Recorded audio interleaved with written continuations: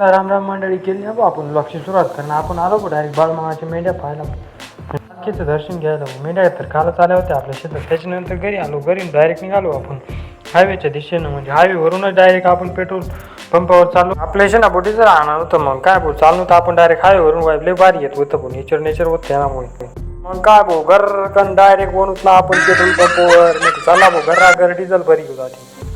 Diesel Dabka आणत होतं पण मग काय रिटर्न येताना शेना भाऊ आजी थर्र घाबरत होतो आपण, कारण पुढला ड्रायव्हर इतका खतरनाक होता ना, एकदम जोरात गाडी चालवल्यानंतर मग बरोबर आपलं कच्चा रस्त्यावरून मध्ये दिल पाणी चालू होतं जोरात.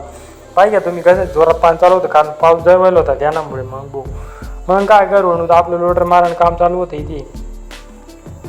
पाऊस पण चालू होता थोडा थोडा तिकडे तिकडे. आता पाऊस येणारच होता भाऊ. म्हटलं लोटर माराच का नाही भाऊ.